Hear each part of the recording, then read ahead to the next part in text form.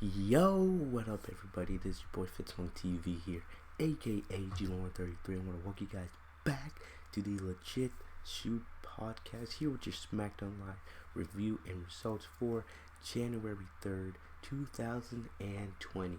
Feels weird to say that, 2020. It's a new year, it's a new decade. I'm blessed to be alive, blessed to be back doing what I love, man. 2019 was kind of a rough year for us here on the Fitzmonk TV channel, but I'm glad, happy, blessed to be back doing what I love, and I have so many great things planned for 2020. I hope you guys at home, you guys watching, I hope you guys have a great 2020. Hope you guys had a good New Year's, a good holidays. I know some of you guys going back to school. I don't start classes for another couple weeks, so I'm gonna try to get ahead of some videos for you guys. This week was just so crazy, so I didn't really post that much. I think the last video I posted was Monday with the Raw review. But thank you guys for all the support. You know, we've been getting a lot of views on the channel lately. I love to see the growth. I think we just reached over 3.5k subscribers, so you guys know I'm very excited about that. But yes, once again, thank you guys for all the love and the support you guys been giving the channel as of late. You know, I really appreciate this, and this drives me to, you know, get better and continue give you guys the content that you guys deserve. But this is our first official review. This is our first video of 2020. Definitely excited for that.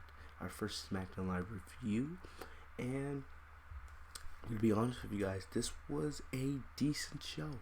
I'm not gonna say it was anything spectacular, anything out of this world.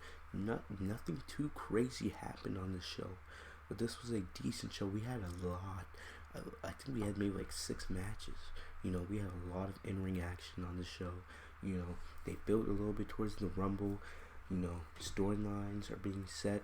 We saw some big time returns, with SHEAMUS finally making his return back to the ring. The Celtic Warrior is back, and he looks absolutely fantastic. We'll talk about that. We also had the USOS, probably my favorite tag team in the entire WWE. I love the USOS. They made their returns tonight on SmackDown Live, saving Roman Reigns in the main event. You know, The Miz kind of teased a heel turn tonight, but we also saw the return of John Morrison. And it looks like John Morrison and The Miz are going to be a team going forward. And if that is the case, it's not officially confirmed, but I think that's where they're going. You know, I'm fine with that, because WWE needs tag teams desperately. You know, the women's division and the tag teams, in my opinion, should be the focus of WWE this year, because they need the most attention. And, you know, with the Usos coming back, we'll talk about this, but I would be willing to bet that most likely means Naomi, who we haven't seen in a while. I think the last time we saw Naomi was a couple weeks after WrestleMania, when she was on Monday Night Raw with the Usos. You know, I'm guessing since her husband, since Jimmy is on SmackDown, I'm guessing that Naomi would be on SmackDown, because WWE doesn't usually break up couples like that. You know, I don't know. I feel like Naomi would be is more needed on Monday Night Raw, but we'll talk about that. But most likely, you know, with the Usos returning tonight, that most likely means Naomi will be returning, and she'll be a part of the Blue Brand. Excuse me. But yes, this is our first SmackDown Live review of the year. We're going to talk about all that. We're on the road to the Royal Rumble. And speaking of the Royal Rumble, a couple quick nuggets before we get into the show tonight. The Royal Rumble is 3 weeks away. You guys know I love the Royal Rumble. It's one of my favorite pay-per-views of the year, because it's exciting. It's the road to WrestleMania. I love to see the returns, the storylines get set up. And this year, we're on the road to WrestleMania, but WWE, I read a report earlier, WWE does not know. They do not know what they want to do for WrestleMania. Usually, a lot of the matches, the card is decided months in advance, but we're already in January, and WWE still hasn't decided really on the matches they want to do for WrestleMania this year, which could have its positives, but it also has its negatives because when WWE doesn't plan stuff in advance, when they're in a pinch, that's when sometimes they make their worst decisions. Alright, and you should not be rushing your WrestleMania card. You should have an idea of some of the matches, some of the storylines you want to have set in place. But the fact that we're already in January, WrestleMania is 3 months away, and that he still doesn't really want to know what they want to do with most of their matches. I would probably say right now, the only matches that are probably set in stone is probably Roman Reigns versus Bray Wyatt for the Universal Championship. Probably, alright? And I'm still praying, but probably Sasha Banks versus Bayley for the SmackDown Women's Championship. And Becky Lynch going up against either Ronda Rousey or Shayna Baszler, all depending on if Ronda Rousey returns at the Rumble. If Ronda returns at the Rumble, it's going to be Becky versus Ronda. If it's not Ronda Rousey, it's going to be Shayna. Alright? But that's probably the only matches that are set in stone in my eyes right now. Alright? I don't know who the Lesnar's going to face. We've heard reports that it could be Tyson Fury or Cain Velasquez. Please no, because I don't want to see that. I know you guys don't want to see that either. I was thinking either Lesnar versus Aleister Black, Lesnar versus Kevin Owens, Lesnar versus Samoa Joe, something like that. And Lesnar versus John Cena, or maybe Cena versus The Fiend. Those were matches I was thinking, but nothing's really set in stone right now. But you guys know I'll keep you guys updated on the WrestleMania card as we go along. For the Royal Rumble in 3 weeks, you guys know, as always, as we get closer to the Rumble, I'll have preview and predictions for the Rumble. Once we have the matches set in stone, I'll give you guys who I think will win the Rumble. I'll talk about the matches, all that good stuff. You guys know I got you guys on that. And the day of the Royal Rumble, alright, the day of the Royal Rumble, you guys know how we do it here on the channel. I haven't done a stream since I think Clash of Champions was the last time I did a stream. We are going to do a live reaction stream to the Royal Rumble this year. That is set in stone. Unless something comes up like I have work or I'm somewhere else, I am planning on being home. We are going to do a Royal Rumble live reaction stream.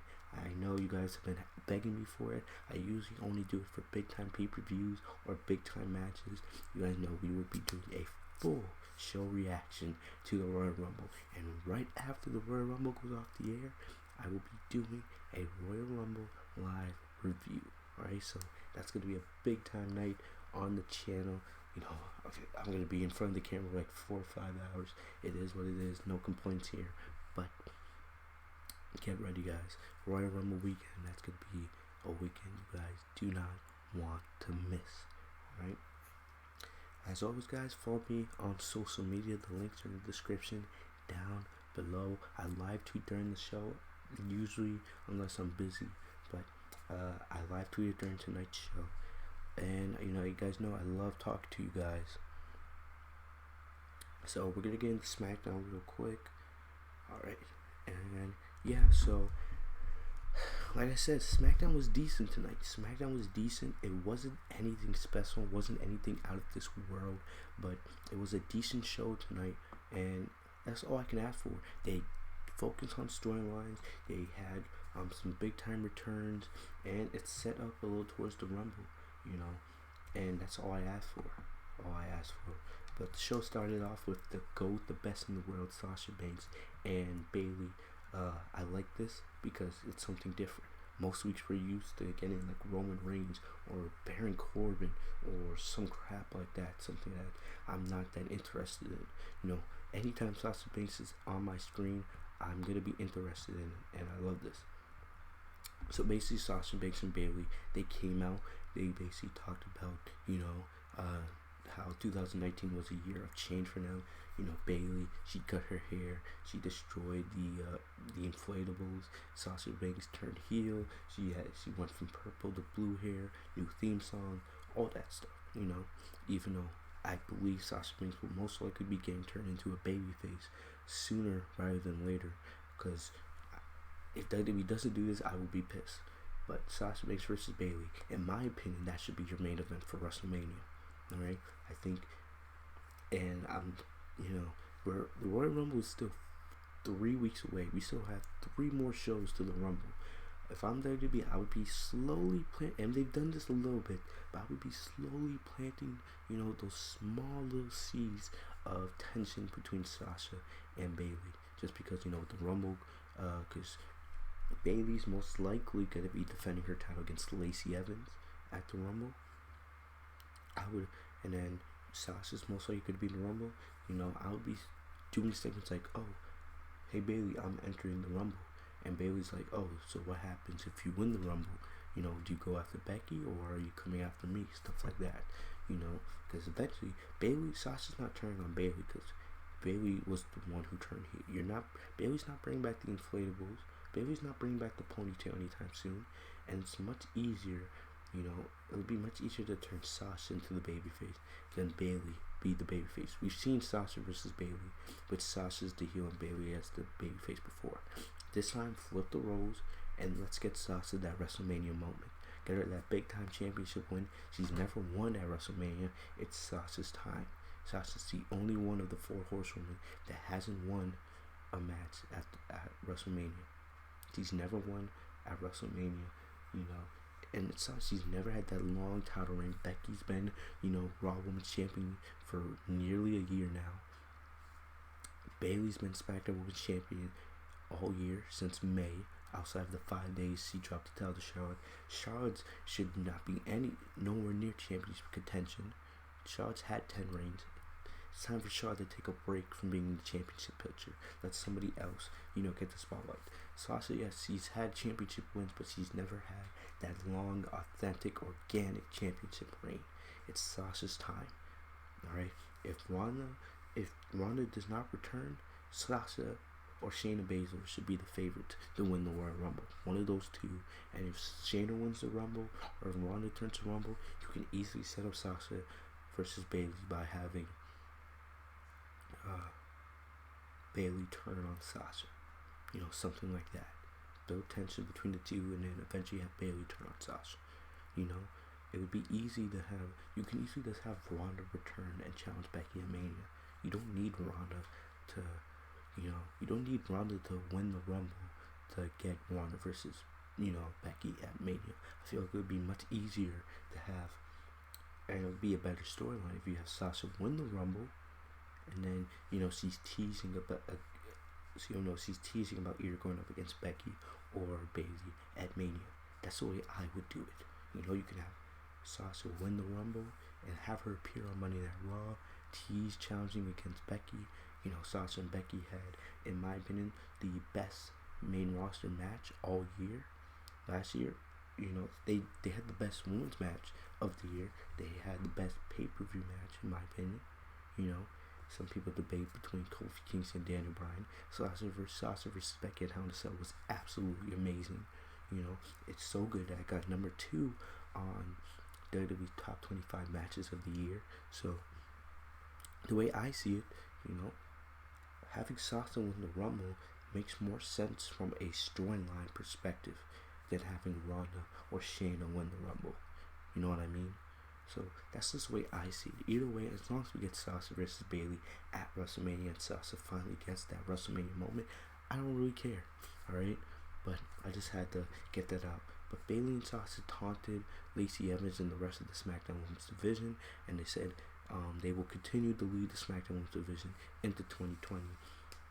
Sasha didn't say anything. It was mostly just Bayley. Then Lacey Evans, Dana Brooke came out. This would lead into a triple threat tag team match. And the way they were building this match is the winners of this match would gain momentum.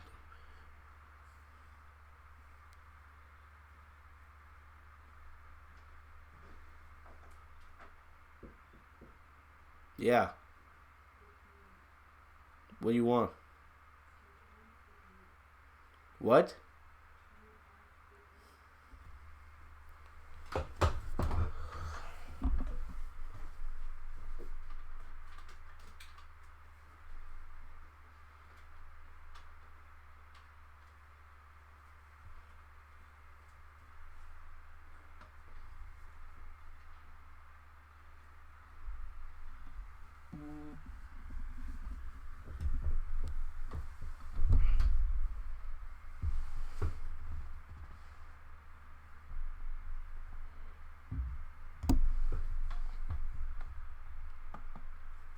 So, basically, so Lacey Evans comes out with Dana Brooke, and I didn't like this, because the first thing that Lacey Evans says, alright, this is one of the problems I have with WWE Superstars. They're so used to this reading off their promos, reading off the scripts that they're given. One thing that I love about CM Punk, Stone Cold Steve Austin, even like a Daniel Bryan, a John Cena, they're never, they know what their script says, but they always say it in their own way. They don't sound stupid. They make their promos their own. Lacey Evans comes out, and the first thing that comes out of Lacey Evans' mouth is, "You two just can't get your daughter's name out of your mouths." So, I'm sorry, Lacey. Unless I'm deaf and I'm hard of hearing, Sasha and Bayley said absolutely nothing about Lacey Evans. They said nothing about Lacey Evans' daughter, Summer. They said nothing about the two of them in their promo. The only thing they said is they're going to lead the SmackDown Women's division the same way they did in 2019, in 2020. Said absolutely nothing about Lacey's daughter, anything like that. So Lacey comes out and she sounds like an absolute idiot, alright? Lacey Evans then walks out to the ring and says, in 2020, I'm going to become the leader of the SmackDown Women's division, blah, blah, blah. I don't care about Lacey Evans. I'm sorry. I just don't care at all. I just don't care. Lacey Evans as a babyface is cringe. Dana Brooke, she should not even be wrestling. Dana Brooke should be, she's on Get Off My TV level right now. Dana Brooke is just as bad, if not worse, than Nia Jax in the ring. And I'll talk about Dana Brooke in just a sec and how much she sucks. So then Alexa Bliss and Nikki Cross come out, and Alexa Bliss, I'm getting a little more used to Alexa Bliss as a babyface. I just wish, my problem with Alexa Bliss is she doesn't wrestle enough in the ring. She goes through the motions too much, But Alexa Bliss and Nikki Cross come out, and they say, we don't really have any business between what's going on. And I kind of, appreciate this, because when you first see that, you see, why are Alexa Bliss and Nikki Cross in this match? They have nothing to do with, the rivalry going on between Sasha and Bayley and, Lacey Evans. They have nothing to do with that storyline. But Alexa and Nikki both said beating these two teams would get them back in contention for their tag team titles. So at least they made some sense of them being in the match. But then the match happened. Sasha and Bayley, man, their tag team chemistry is off the charts. Sasha and Bayley have really good tag team chemistry, and this match wasn't bad. It wasn't bad because I know they've been doing this match at house shows as of late. So it's one of the benefits of house shows. House shows, you guys get the practice stuff you actually do on TV to make your matches better. And this was not a bad match. Sasha and Bayley have chemistry, such good chemistry. It makes me think why they're not the Women's Tag Team champions. Excuse me. If you give Sasha and Bayley the tag team titles, imagine how much better that could make the potential storyline between the two going to WrestleMania. Think about it. You have Sasha and Bayley as Women's Tag Team champions, right? They have outstanding chemistry with one another. Then eventually down the line, they lose the tag team titles. That causes conflict and friction between Sasha Banks and Bayley, and that helps tell the storyline leading to their match at WrestleMania. I don't know. The Women's Tag Team titles, as much as I love Asuka, her and Kairi Sane haven't done anything with those titles really outside the TLC match. Why not give those titles to Sasha Banks and Bayley? I don't know why. In my opinion, Sasha and Bayley should have never lost those titles in the first place. Alright, but either way, once again, Sasha and Bayley have outstanding tag team chemistry. They isolated Dana Brooke for most of the match, but then Lacey Evans comes in, hot tag, and then basically Bliss and Cross did nothing in this match. Therefore, forwarding my point that Bliss and Nikki Cross really had nothing to do with the story. I really don't understand it. You know, Alexa and Nikki did nearly nothing in this match. They just legit stood on the outside the whole time, and then they got knocked down to the floor.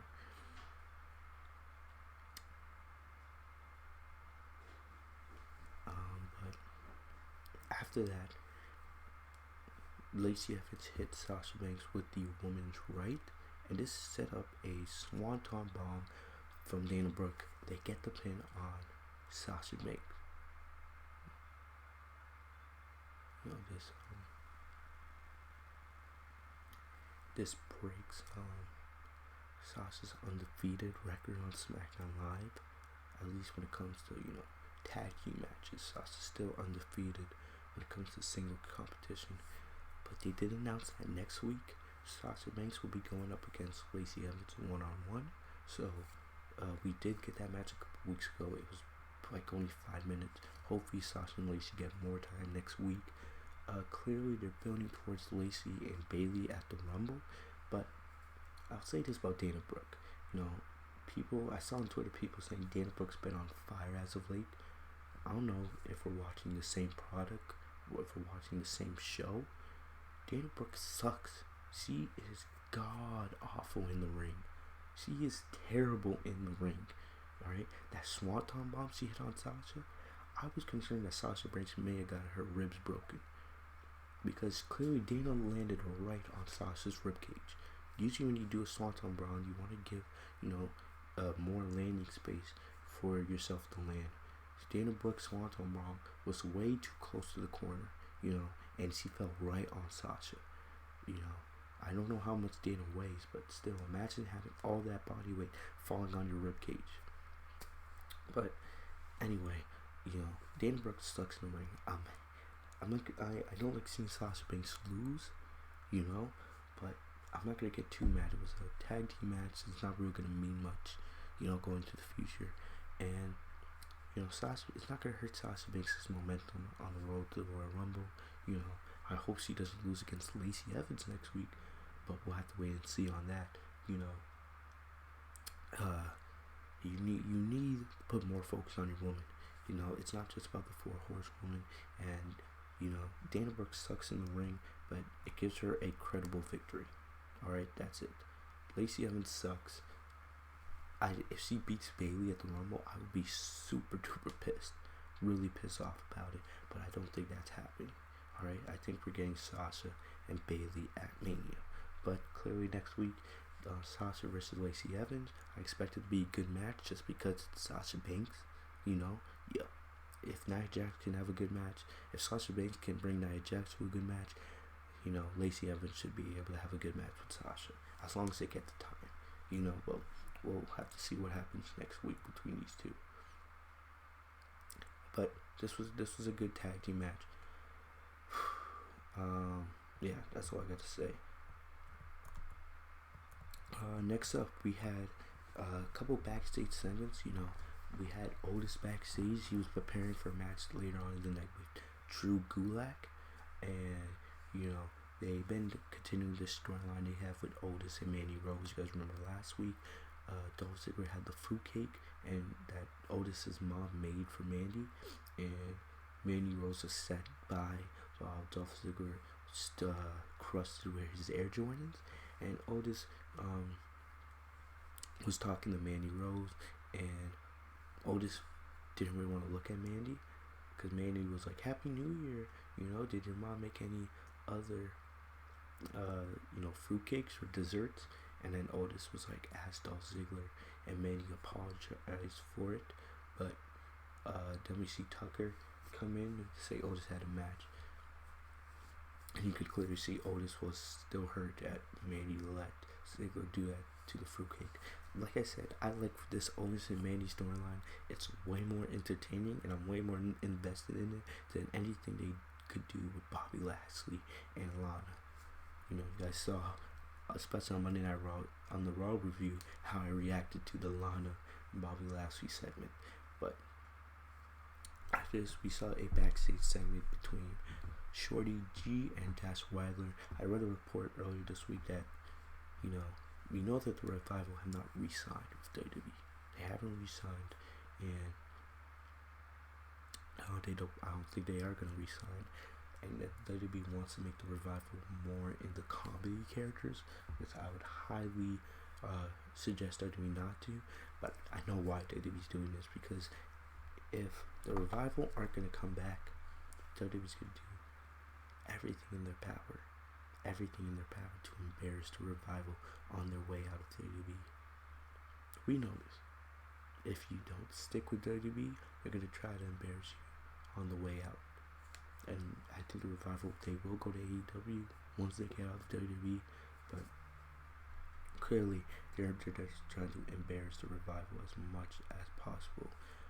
But they did a backstage segment, ranting about being put in gimmick matches, know that.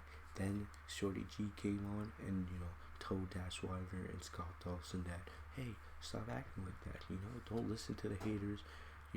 I stopped listening to the haters, and look at me, I'm in the best, part of my career, blah, blah, blah. I still hate that they're calling him Shorty G, just call him Chad Gable, you know what I mean? But basically this, led to a match. That's why, he challenged the Olympian Chad Gable, and, they had a match. Wilder, during the match, he was looking for a shortcut to get the victory.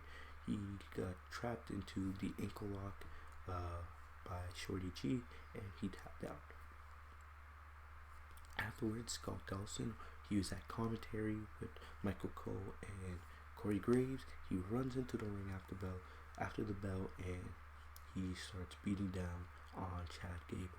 And they hit the Shadow Machine on Shorty G. And then out of nowhere, we hear Sheamus's music comes on, and I miss Sheamus's music. I love his entrance, when the lights are dark, and then he just appears on the stage, and then he's yelling "fella" with the lights on him. In the spotlight, I love it. It was good to see Sheamus back. He has that classic 2009 look. You guys remember when Sheamus first came to WWE and he won the WWE Championship from John Cena? He had that classic OG Sheamus look. He has the necklace back, and I absolutely loved it. And he looks in fantastic shape. It looks like Sheamus lost some weight. He looks absolutely toned. I don't think Sheamus has ever looked that good. It's been, I don't remember when was the last time Sheamus had a match. He was in the tag team with Cesaro, and I'm gonna be honest with you guys, I would much rather want to see Sheamus reform the bar tag team with Cesaro, especially when WWE desperately needs tag teams, and Sheamus and Cesaro, when they're together, they're one of the best tag teams in the entire company, in my opinion.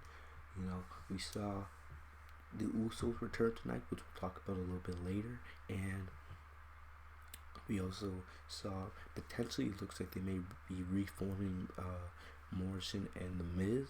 So, like I said, if Cesaro and Sheamus were to be repaired together, return as a team, I would absolutely love it. You could have Sheamus, join the faction with Sami Zayn, Nakamura, and Cesaro, and you can reform the bar that way. You know what I mean? They've had Sheamus the last month and a half do these promos about how SmackDown's gone in a week. You know what I mean? But it was good to see Sheamus back. He's in absolutely fantastic shape, and he hit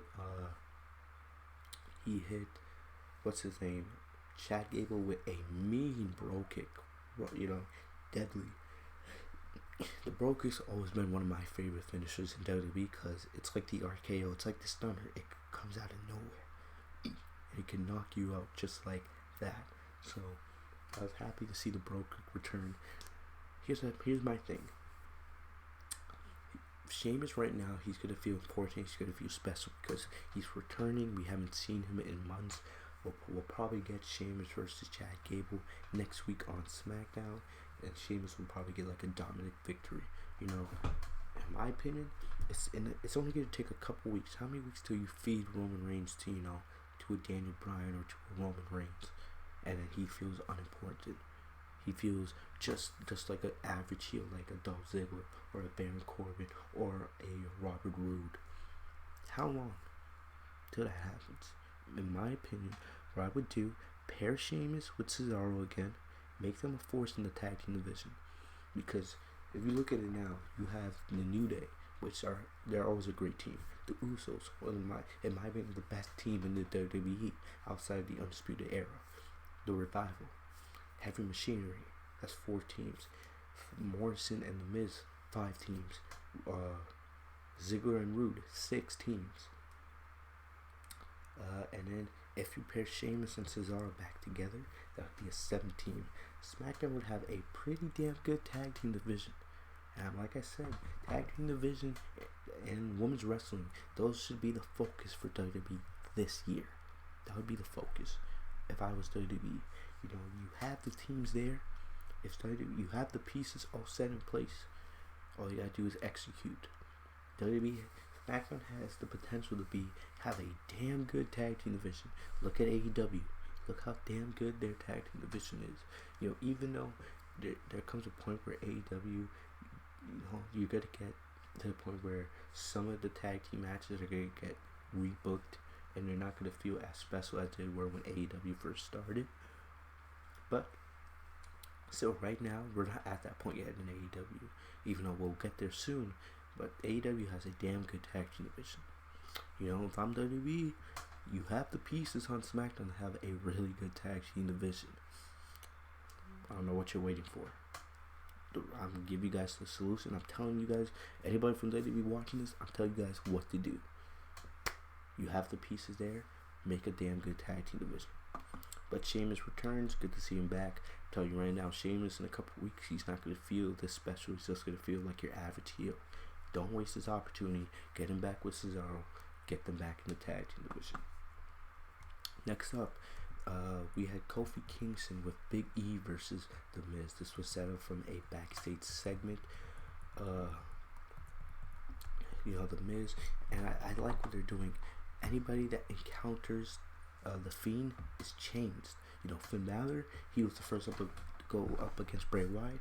What happened to him? He turned heel and went back to NXT. Seth Rollins, he turned heel, and now he's paired with AOP as they are trying to run Monday Night Raw. Daniel Bryan, he hasn't really changed, but hey, the Fiend changed him. He ripped his hair out, and he made Daniel Bryan turn back into the Daniel Bryan of 2010. Now we're seeing it with The Miz. Everybody that the Fiend encounters is changed, and not necessarily for the better. I like what they're doing here.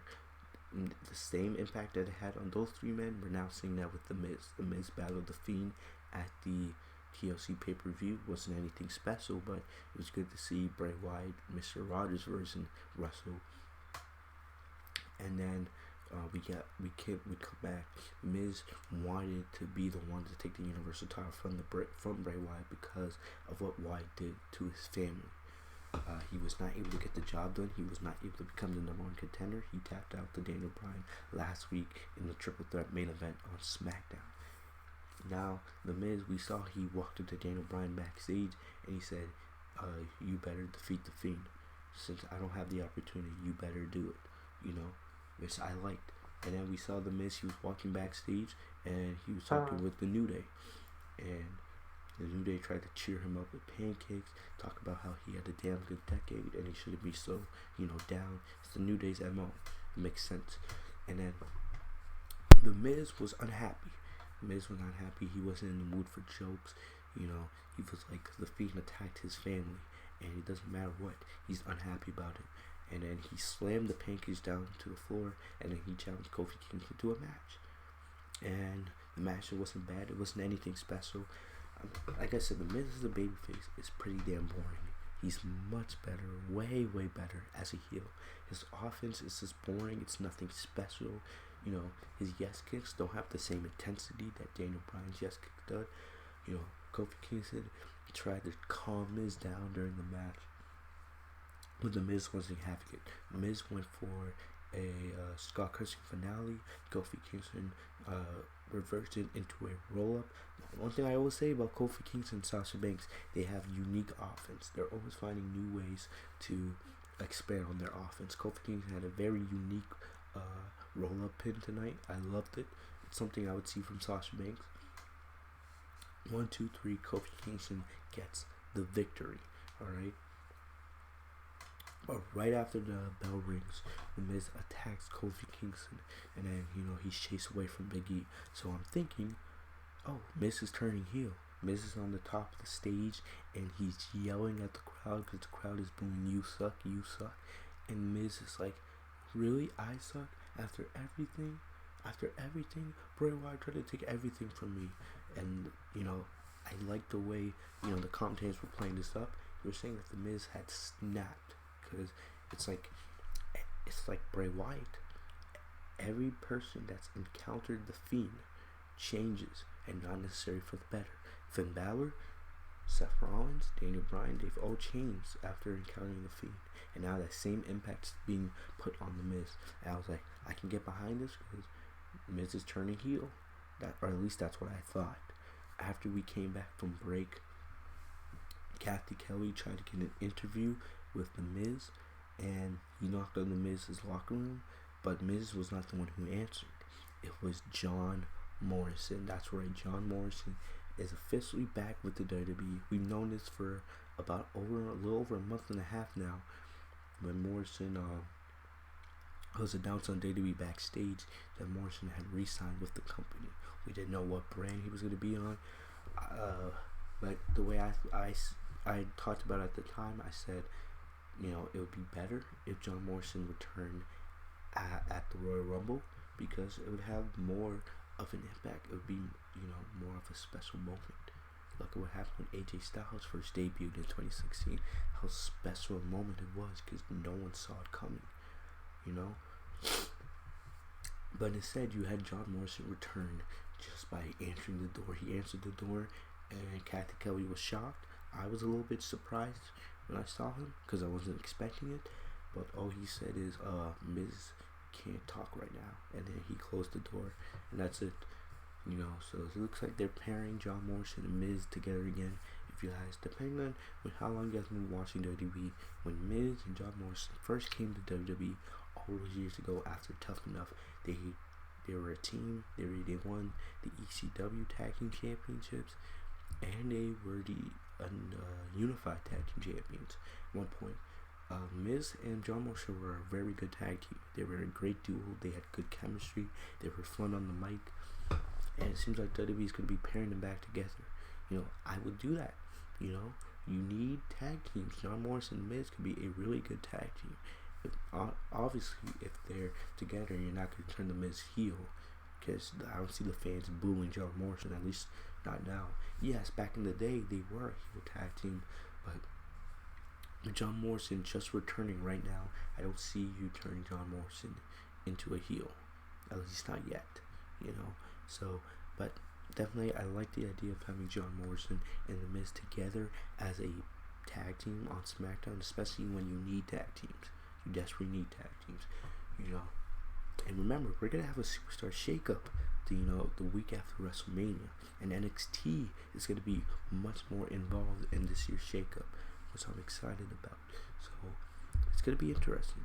It's gonna be very interesting to see how this all plays out. But yeah, I would have much rather had saved John Morrison's return for the Royal Rumble, to be honest. But I'm not going to get mad at this. It takes away the suspense now. Will we see John Morrison in the ring next week? It's going to be interesting. It's something to look out for. Something I'm going to be watching to see what they do here with Morrison and The Miz. But John Morrison finally makes his return to WWE tonight. There was another backstage segment between Roman Reigns and Daniel Bryan. Excuse me. And basically, these two, they were teaming up to go up against Corbin and Ziggler in our main event. And basically, Daniel Bryan was like, oh, he's going to take the title. The Fiend was not able to change him, even though his haircut changed and all that. He's going to defeat Bray Wyatt at Royal Rumble and win the Universal Championship. And then Roman Reigns said, so you're going to defeat the Fiend, and you're going to be the WWE Universal Champion going to WrestleMania? Daniel Bryan was like, correct. And then I hate this because the Roman agenda is officially back. You know, Roman Reigns last year throughout basically all 2019, I didn't boo him. I didn't, you know, because he wasn't really in the championship picture. He wasn't being pushed down our throat, you know, and it wasn't bad. The Roman Reigns of 2019 wasn't bad. We put most of our hatred towards the way Seth Rollins was being booked and being portrayed on Raw more than focusing on Roman Reigns. But I can already tell the Roman agenda is getting pushed, and I feel like all that Roman Reigns cheering is about to turn right back into boos. Alright? Because Roman was like, so you're going to be the Universal Champion at WrestleMania? Alright? Because Roman's like, because I'm declaring for the Royal Rumble, and I'm going to win the Royal Rumble, and then I'm going to go on, and at WrestleMania, in the main event, it's going to be Roman Reigns versus Daniel Bryan for the Universal Championship. And I was like, here we go.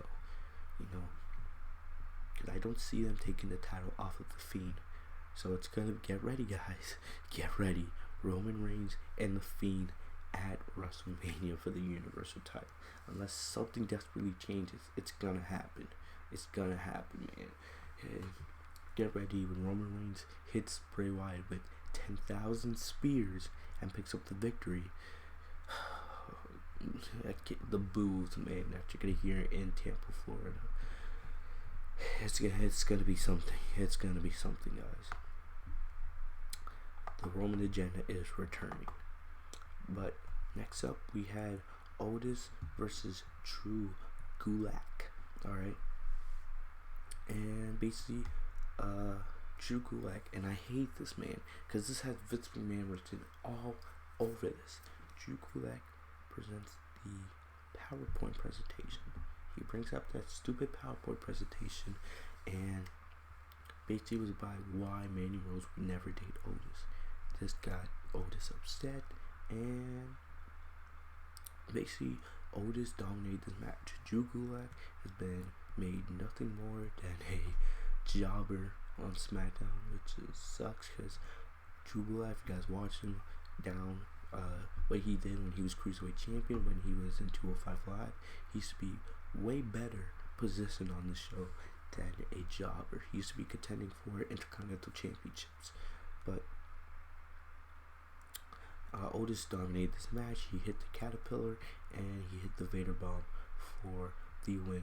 We saw Dolph Ziggler watching the match along with Mandy and Sonya Deville, and Rose told Dolph Ziggler to apologize to Otis. So probably we'll see that next week, and I think that will most likely lead to an Otis versus Dolph Ziggler match. Like I said, I care way more about this Otis and Mandy Rose storyline than the what's going on with freaking Lana and Bobby Lashley. Alright, it wasn't a bad match. I hate that Drew Gulak, you know, is being jobbed out. He's now in jobber territory, but still. Next up, we had Braun Strowman versus Cesaro with Sami Zayn and Shinsuke Nakamura at ringside. You guys remember last week, man? I didn't really want to talk about this, but Braun Strowman's dancing last week, you know, it was absolutely disgusting and pitiful. You know, it was garbage. Alright, let's leave it at that. But Strowman did pin Nakamura, and this is most likely leading to Strowman versus Nakamura at the Rumble for the Intercontinental Championship. So to continue that storyline tonight, we had Strowman versus Cesaro. I'm gonna be honest with you guys, this was not it wasn't really a good match in my, you know, I didn't really like this match. I'm not gonna say it was bad, but I didn't really like it. You know, Strowman, he does the same thing in the ring every single week. Cesaro is great. You know, guys, Cesaro should be pushed way more as a single star. I love Cesaro. You know, Cesaro's just, you know, more one of those credible names on WWE television that can go up against anybody, that can put on a damn good match with anybody, but will never be pushed to the moon like he should be. Alright, but Cesaro showed off his strength, and he chopped out Strowman one move at a time. He controlled the pace of the match. Strowman made the late comeback into the match. Sami Zayn distracted Strowman, and Cesaro went for the neutralizer, but Strowman reversed it into the running power slam for the win. Right after the bell ring, Strowman gets hit with the Kid Sasha by Nakamura, continuing their feud. This will definitely lead to a match for the Intercontinental Championship down the line. Like I said on last week's podcast, what I would do is I would do Strowman and Nakamura before the Rumble. You know, I feel like Strowman and Nakamura isn't going to get much care at the Rumble because people are going to be caring more about, you know, Becky versus Asuka, you know, Bride versus Wyatt, whoever Lesnar faces, and the two Rumble matches. I feel like the match wouldn't get any shine, wouldn't get any real care at the Rumble. So I would do Strowman and Nakamura before the Rumble. Do it on the SmackDown before the Royal Rumble. Make that SmackDown feel more important. You know, any championships that are not defended at the Rumble, I would defend on SmackDown before the Rumble and make that SmackDown feel a little more important, in my opinion. You know what I mean? But honestly, I don't really care about the Strowman and Nakamura feud, to be honest. I think Strowman's gonna win. He's probably gonna take the IC title from Nakamura, and it sucks because Nakamura hasn't done anything with the title. You gave him a beautiful looking IC title. The title is absolutely beautiful, you know, but you've done nothing with Nakamura's champion. You guys know Nakamura's held that title for nearly half a year and has barely defended it. Wow, I wish I could be in Nakamura's position, be IC champion and never have to defend the title. What a position that would be. Moving on into our last thing, Roman Reigns and Daniel Bryan versus King Corbin and Dolph Ziggler. I'll say this, maybe one of the reasons why I found SmackDown to be decent tonight is because we only had to see Baron Corbin once. You know, last week, you don't remember, I ranted about this. We saw Baron Corbin how many freaking times? How many freaking times did we see Baron Corbin last week? It was absolutely disgusting. It made me sick to my stomach. But we only had to see him once tonight in the main event with this tag team match. And I didn't really care for the match. I was more on my phone on Twitter for most of the time. I didn't really care about the match itself. You know, near the end of the match, Daniel Bryan put Dolph Ziggler in the bell lock, and then Corbin got hit with a spear from Roman. Then Daniel hit the running knee on Ziggler, and that should have got him the win. But right before he could go for the pin, Bray Wyatt appears, you know, and I was like, because Bray Wyatt does the same thing every single time. You know, him doing that attack has gotten so old to me. I love the feud, I love Bray Wyatt, but I get tired of seeing the same attack every single week, man. But Bray Wyatt stood at ringside. The red lighting appeared. Please, I'm begging you, WWE, listen to us. Get rid of the red lighting. It was so much better to see Bray Wyatt going up against the Miz at TLC in normal lighting. I'm begging you, WWE, please get rid of the red lighting. Alright, I would love to see the Fiend in natural lighting. I don't want to see the red lighting. It is atrocious. It is cringe. It is cancer to my eyes every time I see the red lighting. But Daniel Bryan went for the suicide dive. He hit it. He tried to. He threw Bray Wyatt into the LED ring post, but then Bray Wyatt got the upper hand, and he sent Bryan right through the barricade and knocked him out with the mandible claw. Then he disappeared, and after the lights came back on, Roman went to check on Daniel Bryan along with WWE officials, but then the Corbin and Ziggler attacked him. They handcuffed him, and it looked like we were going to get a repeat of the dog food segment we got a month ago. But instead of that, the Usos returned, and it was so good to see the Usos back. We didn't know when they were going to return. I thought it was more likely that we would see the Usos return on Monday Night Raw rather than SmackDown, just because I feel like Monday Night Raw's tag team division is so bad. At least SmackDown has a decent set of teams. On SmackDown, like I said, you have the New Day, you have Heavy Machinery, you have the Revival, you have, I guess you could say, Shorty G and Mustafa Ali, you have a couple other teams. I'm forgetting, they're, potentially Miz and Morrison. You could put Sheamus and Cesaro back together, which I think WWE will eventually do at some point this year.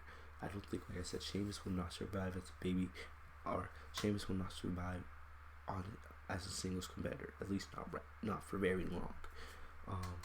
But SmackDown's tag team division is in a much better state than Raw's. Raw's tag team division is legit. 3 teams. And you get to see them on Monday because we have a Raw Tag Team Triple Threat match for the first Raw of 2020. We have the Viking Raiders going up against the OC versus the Street Profits. That's basically it for your tag team division on Raw. There's really no other teams on that show. Alright. Plus you also have the Lucha House Party on SmackDown. Obviously, it would make way more sense for the Usos to be on Raw. Just because, and the thing about it is, the Usos were on Monday Night Raw beforehand. When was their announcement? There was no announcement that the Usos were drafted to SmackDown. So I don't know. I feel like the Usos would make much more sense being on Monday Night Raw, but I'm not gonna complain because the Usos being on SmackDown, with Sasha Banks, I like it. The Usos are my favorite team in WWE outside of the Undisputed Era. So, it is what it is. There's nothing we can really do. But the Usos return. I miss hearing their theme song down since day 1-ish. I love their tag team theme. It seems like they got some new haircuts. Hopefully, this means that the Usos will. Hopefully, there's no more trouble because we know that the Usos have had a lot of trouble with DUIs and law enforcement in the past. Hopefully, no more trouble for the Usos. They can, get back on the right track and stay, because WWE desperately needs them right now, right? But great to see the Usos come back. They lay out Corbin and Ziggler with super kicks, and basically that's how SmackDown ended. SmackDown ended with Roman and the Usos celebrating together to end the show. Alright, so that's how SmackDown ended. I won't be surprised, cause I think Robert Roode's suspension is up. So I think Robert Roode will probably be back next week, in the next couple weeks. So don't be surprised next week if we get Roman Reigns and the Usos in a 6-man tag going up against Corbin, Ziggler, and Roode. I see it coming. Alright, I'll tell you guys right now, it's gonna happen. But yeah, just a quick note on that. I've heard some rumors that Jeff Hardy could be coming back soon. So if Jeff Hardy does return, Hardy Boys have to be on Monday Night Raw. SmackDown, I think SmackDown's in a decent place for tag teams. If they build up their tag team division the way they should, SmackDown can have a damn good tag team division. Alright, Raw desperately needs teams. There's only 3 teams on Raw right now. SmackDown has 7 or 8, teams. So that's just my thoughts on that. But good to see the Usos back, and that would close out SmackDown for tonight. That was, like I said, it wasn't a bad SmackDown. It wasn't a terrible SmackDown. It wasn't anything special. Not something that we're going to remember down the line. We're not going to be saying, oh, this was one of the best SmackDown shows of the year. Nothing like that. But, it had good in-ring action. It built towards the Rumble. We saw some big-time returns. And, it wasn't bad. It wasn't bad. It could have been better in some spots, but it wasn't bad. Just one more quick note I want to make on Naomi. Alright, saw this on Twitter with what happened tonight. this will most likely make it. Excuse me, I really need to get some water. I forgot to get water before I started recording. But this will most likely make it likely that Naomi will be on SmackDown. Because like I said, WWE doesn't really break up couples when it comes to, their brands. So most likely I would guess that Naomi, with the Usos being back on SmackDown, that would probably mean that Naomi will be on SmackDown as well, And like I said, I personally believe when you look at the main event scene of both shows, Raw has the better main event scene than SmackDown, because SmackDown's main event scene isn't really that strong. Alright, you have Bray Wyatt, you have Daniel Bryan, you have Roman Reigns, Kofi Kingston, I guess, and then nothing else really. You look at Raw's main event scene and the potential they have, you have Brock Lesnar, you have Kevin Owens, you have Seth Rollins, you have Aleister Black, you have Drew McIntyre, you have Randy Orton, you have AJ Styles, you have, I'm forgetting another name, Samoa Joe. Raw's main event scene is in much better shape than SmackDown. But SmackDown definitely, in my opinion, has the edge when it comes to tag teams and their women's division. Even though the tag team and the women's divisions have been very weak for both shows, like I said, Raw only has 3 tag teams. SmackDown potentially has 7 or 8. Raw's women's division, outside of Becky, Charlotte, Asuka, Kairi Sane, you have Natalya, you have the Iconics, but they don't really matter in the grand scheme of things. You have a Liv Morgan and Lana who don't matter right now. I think Liv Morgan has potential to be up there with the rest of the women's division, but right now, SmackDown at least SmackDown on each week uses most of their women. Raw has a 3-hour show, and outside of Becky, Asuka, and Charlotte, you don't even know who you're to see every single week. It's so bad that they bring up people from NXT to face Charlotte on a weekly basis. It's weak booking, if you ask me. It's very, very weak.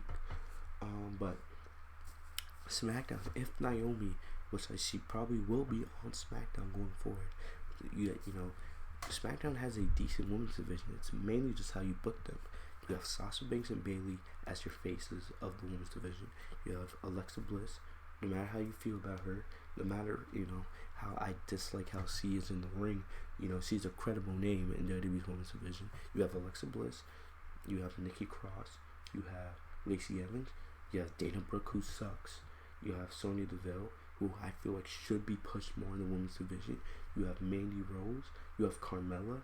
And then you potentially have Naomi. You potentially have a 10-woman women's division. Like, if WWE's not using their women's division in 2020, man, it's going to be disappointing. Like I said, Sasha versus Bayley, that needs to be your main event for WrestleMania. Doesn't mean you don't push the other women in that division. Because if all things goes to plan, if Sasha wins the women's title at WrestleMania, and then you have more women coming up with the NXT Superstar Shakeup, right? You have potentially a Shayna Baszler, you have Bianca Belair, and who knows who else could come up. You could potentially have a really strong women's division and have some credibility. And then not even forgetting Ruby Riot's coming back, who I would put her on Monday Night Raw. Nia Jax is coming back, and I hate Nia Jax. She's, her and Dana Brooke are like tied neck and neck when it comes to the worst wrestlers in the women's division. But still, at least you would have another name. I would put Nia Jax on Raw. Like I said, WWE, it's not that they don't have talent, it's WWE doesn't know how to utilize their talent. And going into 2020, WWE needs to do a way better job utilizing their talent. But honestly, that's about it, really. But it's gonna be interesting to see how Naomi folds into the plans going into WrestleMania season. But yeah, like I said, it should be Sasha versus Bayley at WrestleMania, in my opinion. But other than that, that's about all I got for you guys today. I want to thank you guys for joining me here on the Legit Shoot Podcast, our first SmackDown Live review of 2020. Thank you guys for all the love and the support. If you guys are new to the channel, as always, make sure to like, comment, subscribe, and enable notifications by clicking the bell right next to my name, Fitzmonk TV, so you guys are notified every time I post a new video. Make sure, guys, to follow me down in the description down below. Social media, Twitter, Instagram, Snapchat. You guys know I love connecting with you guys on everything. You guys just want to talk about anime, you guys want to talk about wrestling, you guys know I'm here. I'm always down to chat. Just so you guys know, scheduling wise, tomorrow, or depending when you guys see this Saturday, My Hero Academia reaction review. You guys know that. Don't know what I'm gonna post on Sunday. If I do post, I probably will have something planned for Sunday. We'll just have to wait and see on that. And then Monday, you guys know we'll be right back here with the Monday Night Raw review. Thank you guys for the love and support. I'm gonna get out of here. Thank you guys for everything. I'll see you guys later. Happy New Year. Welcome to 2020. Let's make it big. Thank you guys for everything. Have a great night, guys. Peace.